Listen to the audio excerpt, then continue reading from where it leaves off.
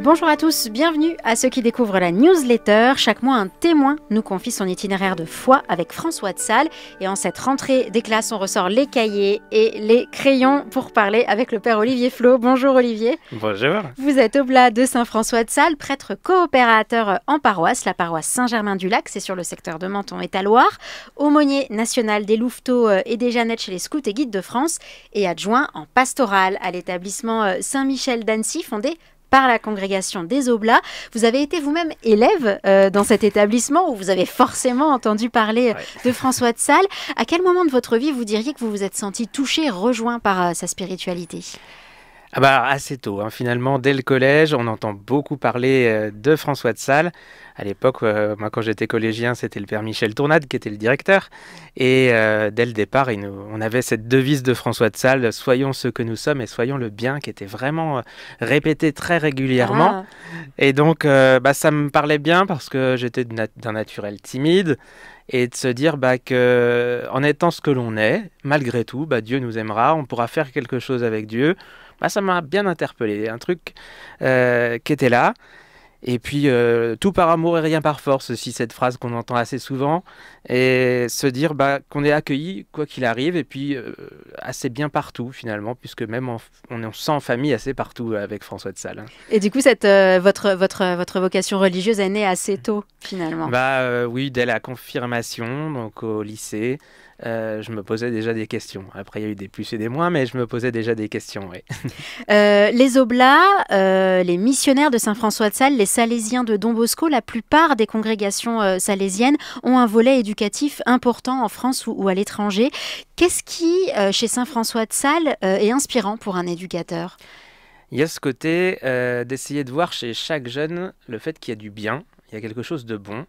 Et on ne va pas être uniquement sur sa moyenne scolaire, sur ce qu'il donne dans son bulletin, mais bien de se dire où est ce bon dans le fond de son cœur et on va pouvoir en faire quelque chose, le faire grandir à partir de là. Et ça, c'est quelque chose qu'on va essayer de développer chez chaque jeune.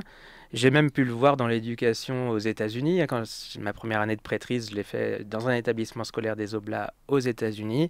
Et il y avait même ce qu'ils appelaient des camps de leadership salésiens. C'est montré aussi que François de Sales, il a été leader d'une certaine manière dans son diocèse en menant des tas de choses. Et il y a une manière de le faire en étant un peu moteur, étant bienveillant avec les autres. Et du coup, tout au long d'une semaine, avec les terminales, l'équivalent des terminales aux États-Unis, ils prennent ce temps d'apprendre le leadership salésien à leurs élèves. Ça veut dire qu'on peut être un leader en faisant tout par amour et rien par force. Exactement, donc une manière particulière, mais qui fait passer les choses de façon bonne et qui développe, je pense, la personnalité de chacun en confiance et dans la joie, quoi. Et est-ce que pour un éducateur, c'est stimulant, du coup, de se fixer ça comme objectif, comme horizon, de voir le beau, le bon dans chaque jeune ? Il me semble que c'est plutôt motivant parce que... au moins, on se dit, je vais œuvrer pour quelque chose qui va avoir du sens. Je ne suis pas juste là à répéter la même chose chaque année. Une année scolaire, on pourrait croire que ça se ressemble en permanence. Non, chaque année, on va rencontrer des jeunes qui sont différents, qui grandissent. Même les mêmes jeunes, d'une année sur l'autre, grandissent énormément. Et c'est drôlement chouette de les voir évoluer et de voir que celui que j'ai eu en 6e, quand je le retrouve en 3e à préparer sa confirmation, il a beaucoup changé. Et donc, non, c'est vraiment très chouette. Et en pastoral ? Alors en pastoral, justement, c'est pouvoir les accompagner dans la recherche de Dieu. Il y en a certains pour qui, arrivant à Saint-Michel, vont être complètement perdus. Ce ne sera pas du tout leur question, la question de Dieu. D'autres, du coup, avec cela, on va essayer de les questionner en culture religieuse. Je vais essayer de leur dire, du coup, cette question de Dieu, elle existe dans la société, qu'est-ce que c'est ? D'autres vont être très affirmés, on va dire, ce en quoi tu crois, tu es sûr de ça ? Est-ce que tu ne penses pas qu'il y a d'autres façons de voir ? Et ces autres façons, comment est-ce qu'on les considère ou autres ? Donc confronter les religions, les pensées, pour enfin affermir sa foi. Pour finir, est-ce que vous pouvez nous partager une anecdote en lien avec François de Sales ou bien votre citation salésienne du moment ? Oui, j'ai pris plutôt une citation qui me plaisait bien parce qu'elle représente bien François de Sales. C'était dans l'introduction à la vie dévote, qui est bien célèbre, où il nous dit communiez souvent, filotez, et le plus souvent que vous pourrez avec l'accord de votre père spirituel. L'hiver, les lièvres de nos montagnes deviennent blancs parce qu'ils ne voient et ne mangent que de la neige. Vous, à force d'adorer et de manger la beauté, la bonté et la pureté de ce divin sacrement, vous deviendrez bonne, belle et pure.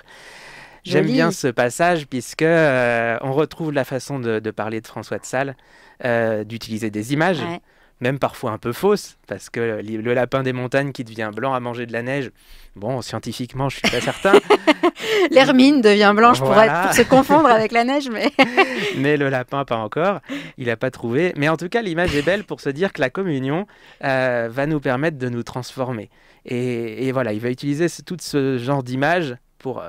atteindre justement les jeunes, et je trouve qu'en éducation ça peut être une bonne méthode d'utiliser des images accessibles qui parlent pour pouvoir faire comprendre des messages importants. Il nous parle de la messe aussi et d'un sacrement, d'un moment qui à des périodes de la vie peut sembler moins utile, moins nécessaire. Oui, bah voilà, donc là il nous parle de la communion par exemple. La communion à son époque, c'était pas une communion fréquente forcément, et là au contraire il va nous dire communier fréquemment. Ça fait du bien, et il va pas être dans le jugement de dire il faut absolument être dans telle ou telle situation pour pouvoir communier, mais justement se dire ça va être un sacrement qui va nous faire du bien, se rapprocher de Dieu par le sacrement et non pas forcément à attendre d'être comme Dieu pour pouvoir se rapprocher de ce sacrement. Ça serait long. Merci beaucoup, Père Olivier Flot, pour ce témoignage. Merci beaucoup. Et belle année avec François de Sales. Avec plaisir, merci beaucoup.